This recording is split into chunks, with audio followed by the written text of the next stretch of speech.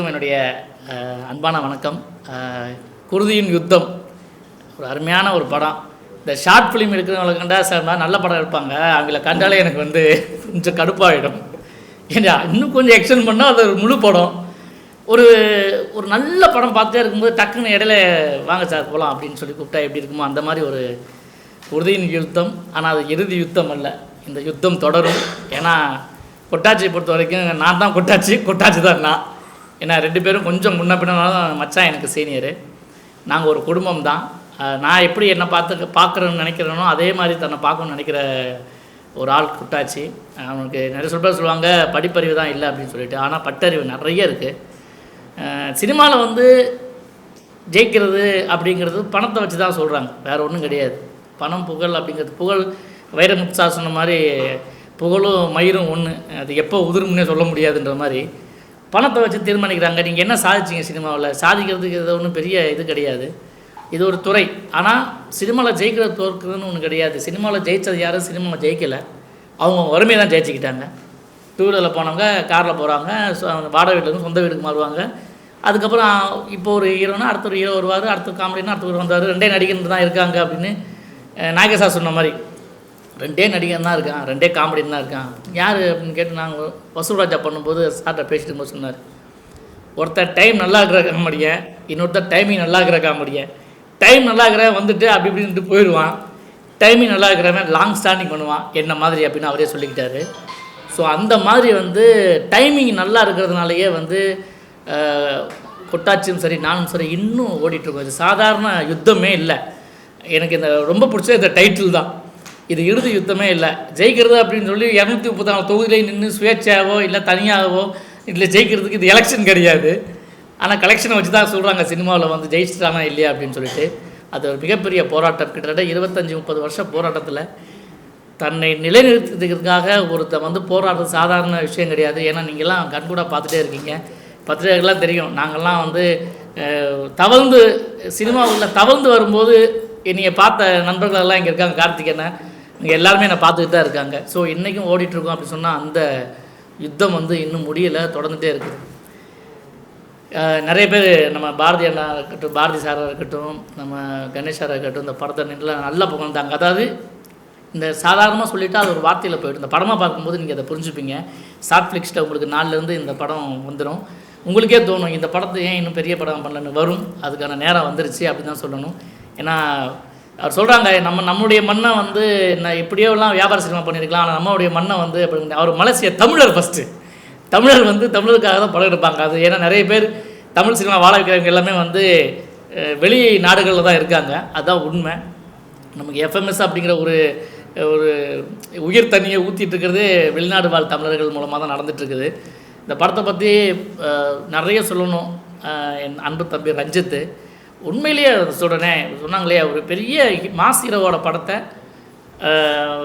ஒரு 20 நிமிஷம் பார்த்தா எப்படி இருக்கும் அப்படிங்கிறது தான். அந்த ஏற்றுக்க வைக்கிறங்கிற ஒரு கண்டென்ட்டை க்ரியேட் பண்ணுறது ஒரு இயக்குனர் கையில் இருக்குது இல்லையா. அது சினிமாங்கிறத ஒரு சினிமேஷன் ஆர்ட், அது சில பேருக்கு தான் கை வரும். அந்த ஆர்ட் நல்லாவே கை வந்திருக்குது ரஞ்சித்துக்கு. முதல் படம் மாதிரியே தெரியலை, அவர் அவ்வளோ நல்லா பண்ணியிருக்காப்புல. ரொம்ப நேர்த்தியாக இருந்தது. ஓப்பனிங்கில் ஒரு கிளைமேக்ஸை வச்சுட்டு அதுக்கப்புறம் கதை சொல்கிறதுக்கு தனி தில்லு வேணும். ஏன்னா நாங்களாம் ஓடி இருக்கோம் அந்த ஓட்டத்தில். அது ரொம்ப சூப்பராக வருது ரஞ்சித்துக்கு. அந்த டீம் என்டையர் டீம் சூப்பராக பண்ணியிருக்காங்க. இதில் ஹீரோ யாருன்னா ஃபஸ்ட்டு கொட்டாச்சி அப்படின்னு சொன்னால் இந்த கதை இனிமேல் போக போகிற ஓட்டத்தை பற்றி தான் அது. ஆனால் இப்போதைக்கு ரியல் ஹீரோ யாருன்னா மியூசிக், இசையில் தாங்க. அந்த கேரக்டருங்க ஒவ்வொரு கேரக்டருக்கும் தனித்தனியாக பண்ணியிருக்காப்புல. கொட்டாச்சி இன்ட்ரடியூஸ் ஆகும்போது, வில்லன் இன்ட்ரடியூஸ் ஆகும்போது, தீபாக்கா வரும்பொழுது அப்படின்ட்டு ஒவ்வொருத்தருக்கும் தனித்தனியாக நுட்பமாக. இந்த படத்தை நான் 2வது முறை பார்க்குறேன், அதனால் நிறைய விஷயங்கள் கவனித்தேன். ரொம்ப நுட்பமாக பண்ணியிருக்காப்புல மியூசிக் டைரக்டர். சத்தியமாக சொல்கிறேன், அனிருத்தை விட தாண்டி ஒரு இடத்துக்கு போகிறதுக்கெல்லாம் உனக்கு நல்ல இது இருக்கா தம்பி, தைரியமாக இரு. ஆமாம், இந்த தமிழ் சினிமா திறமையாளர்களை புறந்தள்ளதான் வரலாறே கிடையாது. அப்படி ஒரு நல்ல விஷயம். ஸ்டண்ட்டு பண்ணவங்களும் சரி, அதானே ஒரு மாஸ் படம், ஒரு மாஸ் என்டர்டெயின்மெண்ட்டை ஒரு அழகாக ஒரு காம்பேக்டாக ஒரு 5 கதாபாத்திரம். அந்த பின்னாடி பார்க்குற 5 பேர் தான் அந்த போஸ்டர் இருக்கவங்க தான் இந்த கதையில் வர்றாங்க. ஆனால் 5 பேருக்குள்ளே கண்ணை அப்படி இப்படின்னு நகர்த்தாமல் ஒரு படத்தை பார்க்க முடியும் அப்படின்னு சொல்கிறது செய்கிறதெல்லாம் ஒரு பெரிய அசாத்திய திறமை தான் அது. அந்த டீம் என்டையர் டீம் நடித்த ஒவ்வொருத்தருக்கும் எங்கள் கிச்சாரன்னு சொல்ல வேண்டாம், விலங்கு வில்லன் அப்படின்னு தான் சொல்லிட்டாங்க அவரை. அவர் உண்மையிலே வந்து அதாவது துரோகிகள்லாம் வந்து சொல்லுவாங்க, எதிரியை வந்து நம்ம பார்த்து பயப்பட தேவையில்லை, அவன் என்ன பண்ணுவான்னு தெரியும். ஆனால் பயப்பட வேண்டியது யாருன்னா கூட இருக்க நண்பன் தான். அவன் எப்போ துரோகியாக மாறுவான்னு தெரியாது. ஏன்னா அந்த கதை களம் எடுத்துக்கிட்ட இந்த வடச்சென்னை பற்றி எவ்வளோ கொத்தாக படங்கள்லாம் வந்துருச்சு. பட் இது வந்து ஒரு வேறு மாதிரி ஒரு ஜானர். அதை வந்து ரொம்ப பிரமாதமாக நீங்கள் சொல்கிறாரு, வடச்சென்னையெல்லாம் போய் ஷூட்டிங் எடுத்துகிட்டு வர்றது, அது ராயபுரம் ஏரியாலாம் பண்ணிட்டு வரதெல்லாம் சாதாரண விஷயம் கிடையாது. அவ்வளோ சமாளிக்கணும். அதெல்லாம் சமாளித்து குறுகிய காலத்தில் ஒரு நல்ல படத்தை கொடுத்துருக்காங்க. தவறாமல் நீங்கள்லாம் ஷார்ட் ஃபிலிம்ஸை பாருங்கள். இந்த என்டையர் டீமுக்கு என்னுடைய வாழ்த்து தெரிவிச்சுக்கிறேன். நன்றி, வணக்கம். நானும் என்னோடய டீமும் மூவி பண்ணுறதுக்காக ரொம்ப வருஷம் முயற்சி பண்ணிகிட்ருக்கோம். அதுக்கான ஒரு சின்ன அடையாளம் தான் இந்த குருதியின் யுத்தம். ஸோ இந்த அடையாளத்தை உருவாக்குறதுக்காக கொட்டாச்சி அண்ணா சிவா எங்களுக்கு ஒரு சின்ன வாய்ப்பு கொடுத்துருக்காங்க. அதை நாங்கள் எங்களால் முடிஞ்ச அளவுக்கு முயற்சி பண்ணி ஒரு சின்ன ஷார்ட் ஃபிலிமாக, பைலட் ஃபிலிம் ஆக்சுவலாக ப்ரொடக்ஷனில் பிச் பண்ணுறதுக்காக இதை பண்ணியிருக்கோம். கொட்டாச்சியோட நண்பர்கள் எல்லாருமே வந்து அண்ணாக்கள் எல்லாமே பார்த்தாங்க. பார்த்துட்டு அவங்க மீடியாக்காக பேசாமல் மனசுலேருந்து பேசினது ரொம்ப சந்தோஷமாக இருந்துச்சு. ஆக்சுவலாக இதுதான் எங்களுக்கு வேணும். ஏன்னா இந்த ஃபயர் தான் எங்களை நெக்ஸ்ட் அளவுக்கு மூவி பண்ணுறதுக்கு நகர்த்தி கொண்டு போகும்னு நம்புகிறோம். ஓடிடியில் வந்து ஷார்ட் ஃபிக்ஸ் April 3 ஆக்சுவலி நாளைக்கு வந்துட்டு ஈவினிங் ரிலீஸ் ஆகுது. நீங்கள் எல்லோரும் கண்டிப்பாக இதை பார்க்கணும். பார்த்துட்டு இது நல்லா இருக்குன்னு சொல்கிறத தாண்டியும் இதில் இருக்க குறைகளை நீங்கள் சொன்னாலே எங்களுக்கு போதும். ஏன்னா நாங்கள் மூவி பண்ணுறதுக்கு அது ரொம்ப சப்போர்ட்டிவாக இருக்கும். நாங்கள் அதை சரி செஞ்சு எனக்கு தெரிஞ்சு கூடியவர்களில் நீங்கள் சொன்ன ஆசீர்வாதமும் நீங்கள் கொடுக்க போகிற சப்போர்ட்னாலேயோ இந்த இயரில் நாங்கள் மூவி பண்ணுறோன்னு பயங்கர நம்பிக்கை வந்துருச்சு. ஸோ கண்டிப்பாக நீங்கள் ஷேர் பண்ணி சப்போர்ட் பண்ணுங்கள், குறைகளும் சொல்லுங்கள். நாங்கள் சரி பண்ணி இதை ஒரு ஃபீச்சர் ஃபிலிமாக பண்ணிடுவோம்னு நம்புகிறோம். நன்றி, வணக்கம். பாண்டிங்கிற கதாபாத்திரத்தில் அண்ணன் அற்புதமாக பண்ணியிருக்காரு. அவர் வந்ததுக்கப்புறமா என்ன ஆகுது அப்படிங்கிறது வந்து படத்துடைய கதைக்களம். அது வந்து நான் இங்கே ஓப்பன் பண்ணக்கூடாதனால அதை விடுறேன். ரொம்ப அருமையாக அதை அண்ணன்கிட்ட பேசிட்டு இருக்கும்போது சொன்னேன், நீங்கள் வந்தாவே ஒரு யதார்த்தமாகவும் என்ன பண்ண போகிறீங்கன்னு ஒரு ட்விஸ்ட் அண்ட் டர்ன் எப்பவுமே வச்சுட்டே இருக்கீங்க. ஆடியன்ஸ் அந்த பல்ஸ்லேயே வச்சுருக்கிறது பெரிய விஷயம். அண்ணனுக்கும் வாழ்த்துக்கள். இந்த படம் வந்து மேலை நாட்டு நாகரிகத்தை எப்படியோ படம் பண்ணியிருக்கலாம் ஒரு தயாரிப்பாளராக. ஆனால் தமிழ் மண்ணோட பெருமையை, தமிழ் கலாச்சாரத்தை, தமிழ் மக்களுக்குள்ளே இருக்கக்கூடிய வன்மத்தை அழகாக ப்ரெசென்ட் பண்ணுறதுக்கு கதை கேட்டதுக்கப்புறமா நானே இதை கதாபாத்திரம் எடுத்து பண்ணலாமா, இந்த வில்லன் கதாபாத்திரம்னு சொல்லி ஒரு மலேசியா தமிழர் இதை எடுத்து பண்ணியிருக்கிறது வந்து அவரை வாழ்த்தணுங்கன்னு தான் நான் இன்றைக்கி வந்திருக்கிறேன்னா அவருக்கு உண்மையான பாராட்டுகள். அவர் மட்டும் இல்லை, அவரோட சேர்ந்த நண்பர்களும் இந்த படத்தில் நிறைய பேர் நடிச்சிருக்காங்க. யாருமே புதுசு மாதிரியே தெரியல. அந்த அளவுக்கு தொழில்நுட்பத்தை கையாண்டு அவர்களை வேலை வாங்கியிருக்கிற தயாரிப்பு செஞ்சுருந்தாலும் கூட அதை அற்புதமாக கையாண்ட. ஏன்னா ராயபுரத்து சைட்லலாம் போய் ஷூட் பண்ணுறதுங்கிறது ஈஸி கிடையாது. அசால்ட்டாக பண்ணியிருக்கான் தம்பி ரஞ்சித்தோட வளர்ச்சியை நான் பார்த்துட்டே இருக்கேன். நாங்கள் இதுக்கு முன்னாடி கழுமரம்னு ஒரு படம் நம்ம கொட்டாச்சி நடித்த படத்தை பார்த்துருப்பீங்க. அந்த படத்தில் அவர் வந்து கோ டைரக்டராக இருந்து அற்புதமாக பண்ணியிருந்தார். அன்னையிலேருந்து இன்றைக்கி வரைக்குமே அவரோட வளர்ச்சியை பார்த்துட்டே இருக்கிற எனக்கு ரொம்ப சந்தோஷமாக இருக்கும். இன்னும் வரக்கூடிய ஃப்யூச்சரில் மிகப்பெரிய இயக்குனராக தம்பி வருவாங்கிறதுக்கு இந்த படம் ஒரு, அதான் சொல்லுவாங்களே, பல இதுக்கு வந்து ஒரு ஒரு டெல் கதிர் தான் வந்து பதம் பார்ப்பாங்க. சாப்பாடுகளை நம்ம படிக்கும்போது ஒரு சாப்பாடு எடுத்து நசுக்கி பார்க்கும்போது வெந்திரிச்சா வேகலையான்னு பார்ப்பாங்க. அந்த மாதிரி இந்த ஷார்ட் ஃபிலிம் பார்த்துட்டாங்கன்னா ரஞ்சித் என்ன வெயிட் பண்ணாதம்மா, ஃப்யூச்சர் ஃபிலிம் பண்ண ஆரம்பிச்சிடு அப்படின்னு சொல்கிற அளவுக்கு நானே இப்போ தம்பியை வாழ்த்தினேன். கண்டிப்பாக அவர் பெரிய சாதனைக்கு உள்ளாராவார். ஆனால் என்னென்னு தெரியல, கழுமரத்தில் நான் ஒழுங்காக தான் நடிச்சிருந்தேன்னு நினைக்கிறேன். என்ன இந்த படத்தில் கூப்பிடல. அதனால ஒரு கோரிக்கை இயக்குனருக்கு சொல்கிறேன்.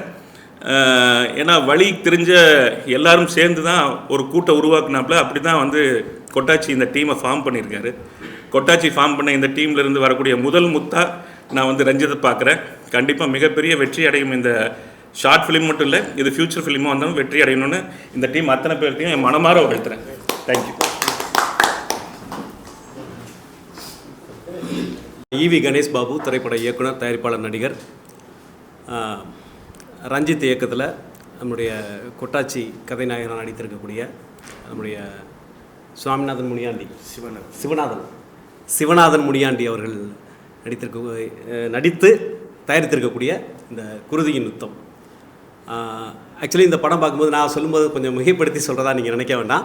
நீங்கள் படம் பார்த்தா உங்கள் எல்லாருக்குமே தெரியும். பார்க்க போகிற எல்லாரும் வந்து இந்த உண்மையை நீங்கள் நம்பி தான் ஆகணும். பார்த்தா நான் சொல்கிறது உண்மைதான் அப்படின்னு நீங்கள் ஒத்துக்குவீங்க. ஒரு ரஜினி சார் படத்தை, ஒரு அஜித் சார் படத்தை, விஜய் சார் படத்தை, இந்த மாதிரி ஒரு மாஸ் ஹீரோ படத்தை ஒரு 20 மினிட்ஸ் பார்த்தா எப்படி இருக்கும், அந்த மாதிரி ஒரு உணர்வு இந்த படம் எங்களுக்கு தோன்றுனுச்சு. இது உண்மை தான்.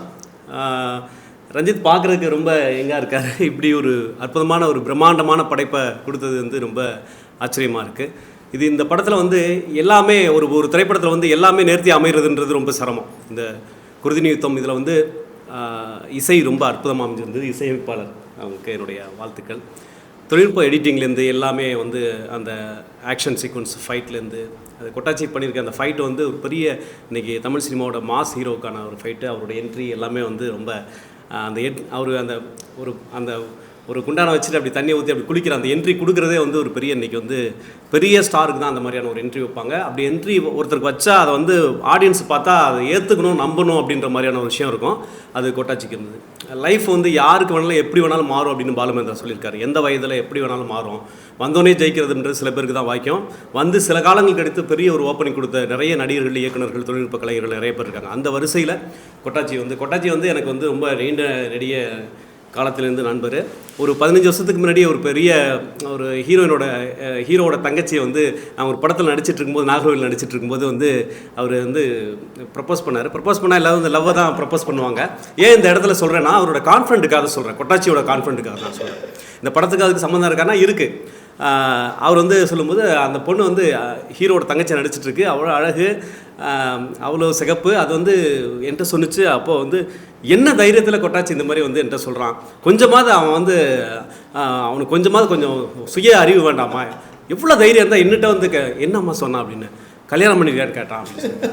நான் வந்து லவ் பண்ணுறியான்னு கேட்டால் தான் தப்பு. ஏன்னா வந்து அவன் வந்து யூஸ் பண்ணிட்டு கழட்டி விடுறதுக்கான வாய்ப்புகள் இருக்குதுன்னு சொல்லலாம். கல்யாணம் பண்ணிக்கிறத சொல்கிறேன். சினிமாவில் எடுத்தோடனே கல்யாணம் பண்ணிக்கிறேன்னு கேட்குறது வந்து ரொம்ப அபூர்வமான விஷயம். உனக்கு நல்ல வாய்ப்பு பயன்படுத்திக்க அப்படின்னா என்ன கிண்டல் பண்ணுறீங்களா, கலாய்க்கிறீங்களா அப்படின்னு சொல்லிட்டு கண்ணெல்லாம் கலங்கிருச்சு. ஆனால் இன்றைக்கி வந்து சமீபத்தில் ஒரு சில மாதத்துக்கு முன்னாடி அந்த பொண்ணை பார்க்கும்போது கொட்டாச்சி வந்து தன்னுடைய பிள்ளையை, தன்னுடைய மனைவியை எப்படி என்கரேஜ் பண்ணி இந்த ஃபீல்டில் வந்து அவங்கள எப்படி ப்ரொமோட் பண்ணிகிட்ருக்கிறாரு.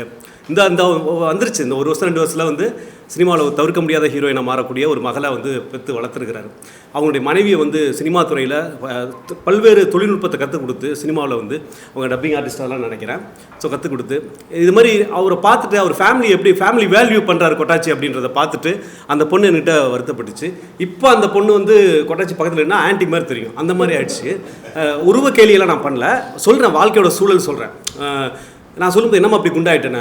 அப்போ சொன்னிச்சு, நான் கொட்டாச்சி கல்யாணம் பண்ணியிருந்தா நான் கொட்டாச்சி ஒய்ஃப் மாதிரியே ஸ்மார்ட்டாக இருந்திருப்பேன் அப்படி மாதிரி சொன்னிச்சு. எனக்கு ரொம்ப ஆச்சரியமாக இருந்தது. அவங்க கிராமத்துலேருந்து ஒரு பொண்ணை கல்யாணம் பண்ணி வந்து அந்த பொண்ணை சிட்டி லைஃபுக்கு இன்றைக்கி தொழில்நுட்ப கலைஞராக மாற்றிருக்கிற கொட்டாச்சி.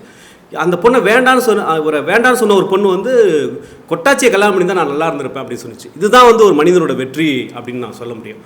அந்த மாதிரி என்னை கொட்டாச்சி வந்து எப்போயுமே வந்து அப்டேட்லேயே இருந்துகிட்டே இருப்பாப்ல. எங்கள் சர்க்கிளில் வந்து இதுமாதிரி மச்சான் ஃபேஸ்புக்குன்னு ஒன்று வந்திருக்கு, அதை கலைஞர் தான் முதல் யூஸ் பண்ணுறாருன்னு கேள்விப்பட்டேன். அப்புறம் மணிரத்னம் யூஸ் பண்ணிகிட்டு இருக்காரு. மச்சான் நம்ம அதெல்லாம் யூஸ் பண்ணணும், எப்படா யூஸ் பண்ணுறது, பட்டன் ஃபோனை வச்சுட்டு எப்படி யூஸ் பண்ணுறது? அப்போ சொல்லும்போது இல்லை நம்ம சிஸ்டத்திலே நம்ம அதெல்லாம் ரெடி பண்ணிடலாம், நம்ம ஃபோன் இருக்கணுன்ற அவசியம் கிடையாது, சிஸ்டத்தில் ரெடி பண்ணலாம். அது மாதிரி ஒரு ஃபேஸ்புக் வருது, ஒரு வாட்ஸ்அப் வருது, இப்படிலாம் ஒரு வார்த்தை இன்ஸ்டாகிராம் வருது அப்படின்ற வார்த்தை இந்த தொழில்நுட்பத்தெல்லாம் வந்து ஒரு சாதாரண வந்து இன்றைக்கி வந்து கொட்டாச்சி போய் பள்ளிக்கூடத்தை படிக்கல தவிர கொட்டாச்சியோட வாழ்க்கை ஒரு பள்ளிக்கூடத்தில் பாடம் வைக்கிற அளவுக்கு அவர் வந்து அப்டேட்டில் இருக்கிறாப்ல, டெக்னிக்கலாக அப்டேட்டில் இருக்கிறாப்ல.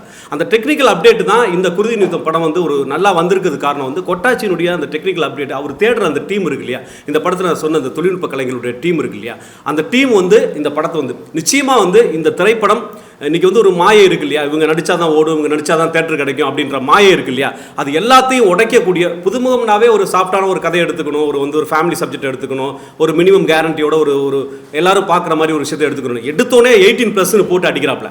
அது உண்மையிலே படத்தில் பார்த்தீங்கன்னா 18+ போட்டிருந்தது. பார்த்தோன்னா அந்த குழந்தை வந்து துப்பாக்கியில் சுட்டுட்டு அந்த சாகிற ஒரு விஷயம், அந்த ஒரு பரபரப்பு சீனை தான் வந்து சினிமாவில் வந்து அது தூக்கி நிறுத்தும் அந்த படத்தை. இதுக்கப்புறம் வந்து நம்ம எதுவும் ஃபோனை அட்டன் பண்ணக்கூடாது, ஃபோனை கூட பார்க்கக்கூடாது, ஃபோனை தூக்கி உள்ளே போட்டணும் அப்படின்ற மாதிரியான ஒரு விஷயத்தை அப்படி அந்த குழந்தை சுட்டுக்கிட்டோன்னா அந்த இடத்துலேயே வந்து நிப்பாட்டிட்டாப்ல டைரக்டர் ரஞ்சித் நிப்பாட்டிட்டாப்ல. அப்புறம் சொன்னால் ரொம்ப நட்பு ரீதியாக ஒரு ஃப்ரெண்ட்லியாக இருக்கிற ஒரு இதாக இருக்குது. ரஞ்சித் டைரக்ஷன் பண்ணால் நான் கோஆர்டினேட்டர் ஒர்க் பண்ணுவேன், நான் டைரக்ஷன் பண்ணால் ரஞ்சித் கோஆர்டினேட்டர் ஒர்க் பண்ணுவேன், அது மாதிரி சொன்னார்.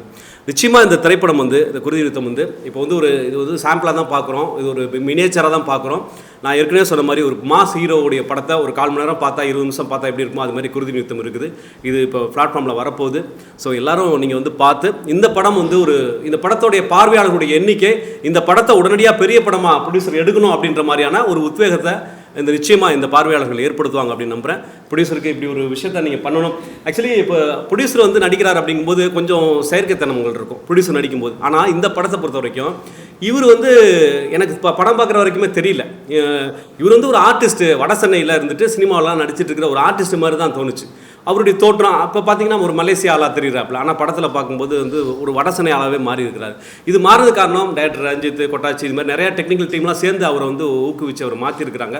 ஸோ இந்த சினிமாவுக்கு புதுவரவாக வந்திருக்கிற அந்த ப்ரொடியூசருக்கும் நான் வந்து வாழ்த்துக்களை தெரிவிச்சுக்கிறேன். இந்த குருதியின் யுத்தம் மிகப்பெரிய ஹிட் அடிக்கணும்.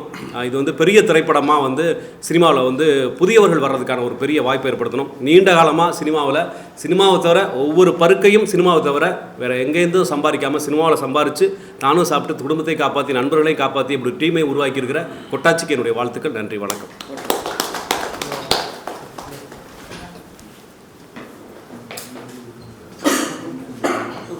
நான் உங்கள் ஆக்டர் மாறா. இன்றைக்கி குருதியின் யுத்தம் அப்படின்ற ஒரு ஷார்ட் ஃபிலிம் வந்து பார்த்தேன். இதை வந்து ஃபர்ஸ்ட் ஆஃப் ஆல் இந்த டீமுக்கு வந்து என்னோடய மனமார்ந்த வாழ்த்துக்கள். மெயினாக டைரக்டர் ஜஸ்டின் ரஞ்சித் ரொம்ப சூப்பராக பண்ணியிருக்காப்புல. ஒரு 20-25 நிமிஷம் படமாக இருந்தாலும் அது வந்து ஒரு பெரிய படத்துக்கான ஒரு அளவுக்கு ஒரு குவாலிட்டியாக வந்து பண்ணியிருக்காரு. அதுக்கடுத்து இந்த படத்தில் நடித்த அண்ணன் கொட்டாச்சி அவருக்கு வந்து என்னோடய மனமார்ந்த வாழ்த்துக்கள் தெரிவிச்சுக்கிறேன். ஏன்னா நீங்கள் ரொம்ப வருஷமாக அவர் வந்து தெரியல பார்த்துட்ருப்பீங்க. ஒரு காமெடி ஆக்டராக, அதுக்கப்புறம் ஒரு கேரக்டர் ஆர்டிஸ்ட்டாக நிறைய விஷயங்களை ப்ரூவ் பண்ணியிருப்பார். இந்த படத்தில் வந்து ஃபஸ்ட் டைமாக நானே பார்க்குறேன், நீங்களும் படம் பார்க்கும்போது பார்ப்பீங்க. அவர் வந்து ஒரு ஆக்ஷன் பிளாக் ஹீரோவாக வந்து இதில் வந்து அவர் பர்ஃபார்ம் பண்ணியிருக்காரு. ஆக்ஷன் எல்லாமே ரொம்ப நல்லா பண்ணியிருக்காரு. அவருக்கு என்னோடய மனமார்ந்த வாழ்த்துக்கள்.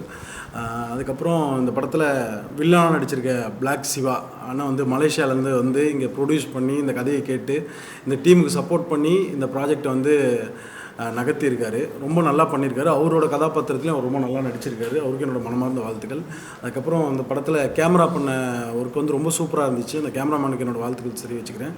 அவரோட ஒர்க் எல்லாமே ரொம்ப நிறைய ஹைஸ்பீட் ஷாட்ஸ் இருந்தாலும் ரொம்ப குவாலிட்டியாக எப்படிலாம் மாசாக காட்ட முடியுமோ ஒவ்வொரு கதாபாத்திரத்தையும் அந்தளவுக்கு மாசாக வந்து எக்ஸ்போஸ் பண்ணி காமிச்சிருக்காரு. மெயினாக சொல்லணுன்னா இந்த படத்தோட மியூசிக் வந்து ரொம்ப ரொம்ப ரொம்ப சிறப்பாக பண்ணியிருக்காப்புல. ஏன்னா ஒவ்வொரு கேரக்டருக்குமே ஒரு தனித்துவத்தை கொடுத்து ஒவ்வொரு கேரக்டருக்குமே ஒரு தீமை வந்து ரெடி பண்ணி அந்தந்த கேரக்டரை எஸ்டாப்ளிஷ் பண்ணும்போது அதை பார்க்கும்போது நமக்கே வந்து என்ன மாதிரி போட்டிருக்காருப்பா அப்படின்னு சொல்கிற அளவுக்கு போட்டிருக்காப்புல. வாழ்த்துக்கள் பிரதர். அதுக்கப்புறம் இந்த படத்தில் வில்லனாக நடித்த அண்ணன் கிச்சா ரவி வந்து ஒரு சூப்பரான ரோல் பண்ணியிருக்காரு. அவர் எப்படி அதில் காட்டும் போது ஒரு ட்விஸ்ட் எப்பயுமே எதிர்பார்ப்போமோ அதே மாதிரி இதுலேயுமே அவர் வந்து ரொம்ப ட்விஸ்ட்டாக வந்து ஒரு இது பண்ணியிருக்காரு. இந்த கதையோட கரு அது ரொம்ப முக்கியமாக உங்கள் எல்லாருக்குமே ரொம்ப பிடிக்கும். ஏன் அப்படின்னா நிறைய படங்கள் நம்ம பார்த்துருக்கோம். ஆண் ஆதிக்கத்தையும் ஒரு ஆண் திமிரு, ஆண் கோவம் இது எல்லாத்தையும் தாண்டி ஒரு பெண் கோவப்பட்டானா இந்த ஒட்டுமொத்த சமூகமே என்ன ஆகும் அப்படின்ற ஒரு விஷயத்த ரொம்ப அழகாக சொல்லியிருக்காரு. ஒரு ஆணோட கோபத்தை விட ஒரு பெண் கோவப்பட்டானா என்ன மாதிரியான ஒரு விஷயம் நடக்கும் அப்படின்றத டைரக்டர் அவரோட எழுத்துலேயும் அவரோட படைப்புலையும் வந்து ரொம்ப அழகாக சொல்லியிருக்காரு. இந்த டீமுக்கு என்னோடய வாழ்த்துக்கள். இந்த ப்ராஜெக்ட் வந்து நாளைக்கு ஏப்ரல் 3 ஷார்ட் ஃப்ளிக்ஸில் வந்து OTTயில் வந்து ரிலீஸ் பண்ணுறாங்க. ஸோ எல்லாருமே பாருங்கள், இந்த ப்ராஜெக்ட் சப்போர்ட் பண்ணுங்கள். அதுக்கப்புறம் இந்த டீம் அடுத்த கட்டமாக இதையே ஒரு பெரிய படமாக பண்ணணும். அதுக்கு வந்து ப்ரொடியூசர் பிளாக் சிவானை சப்போர்ட் பண்ணணும். கொட்டாச்சி அதில் வந்து ஹீரோவாக அவர் இதில் எப்படி மாஸ் பண்ணாரோ அதை விட ஒரு 2 மணி நேரம் 2.5 மணி நேரம் படத்தில் வந்து ஒரு மாஸ் ஹீரோவாக வந்து பண்ணணும். ஜஸ்டின் ரஞ்சித் வந்து அந்த வாய்ப்பை கரெக்டாக பயன்படுத்தி ஒரு நல்ல சினிமாவை இந்த தமிழ் சினிமா மக்களுக்கு வந்து கொடுக்கணும்னு சொல்லிட்டு இறைவனை வேண்டிக்கிறேன். நன்றி, வணக்கம். ஊடக நண்பர்களுக்கு மனமார்ந்த நன்றி. என்னோடய அழைப்பை ஏற்றி இன்றைக்கி நாங்கள் எடுத்திருக்கிற குருதியின் யுத்தம் இந்த பைலட் படத்தை பார்த்துருக்கீங்க. ரொம்ப ரொம்ப சந்தோஷம். எத்தனையோ பெரிய படங்களுக்கெல்லாம் வந்து நீங்கள் தான் கொண்டு போய் நல்ல இடத்துல சேர்த்திட்டு அங்கீகாரத்தை கொடுத்துட்ருக்கிறீங்க. எவ்வளவோ வருடங்களாக எங்களை பார்த்துட்ருக்கிறீங்க. கடந்து ஒவ்வொரு முயற்சிகளை நான் முந்தி ஓடிக்கொண்டே இருக்கிறோம். இன்றைக்கி வந்து குருதியின் யுத்தம் அப்படிங்கிற ஒரு ஷார்ட் ஃபிலிமை நீங்கள் பார்த்தீங்க. இந்த படம் வந்து இன்னும் பெரிய படமாக ஆகிறதுக்கு உங்களுடைய சப்போர்ட்டு தான் எங்களுக்கு வந்து முக்கியமாக வேணும். அதுக்காகத்தான் இந்த படத்தை எப்படியாவது நீங்கள் எல்லாம் பார்க்கணும், இதுக்கு சப்போர்ட் பண்ணணுங்கிறது தான் இந்த வருகை. ரொம்ப மனமார்ந்த நன்றி. நான் டைரக்டர் தமிழ் பாரதி. குருதியின் யுத்தம்ங்கிற இந்த படம் பார்த்தேன். தம்பி ரஞ்சித் அவர்கள் இயக்கத்தில் கொட்டாச்சி வந்து லீட் பண்ணியிருக்காரு. இந்த படத்துடைய ப்ரொடியூசரான அண்ணன் வில்லனாக பண்ணியிருக்காரு. சிவானா வில்லனாக பண்ணியிருக்காரு. படம் வந்து ஒரு பெரிய படத்திற்கு நிகராக இருக்குது அப்படிங்கிறதுல எந்த ஆச்சரியமும் இல்லை. ஒரு ஷார்ட் ஃபிலிமை இந்த அளவுக்கு பண்ண முடியும் அப்படிங்கிறத உங்களுடைய பார்வைக்கு அப்புறமா ஏன்னா இப்போ வந்து படம் வந்து உங்களோட பார்வைக்கு நாளையிலேருந்து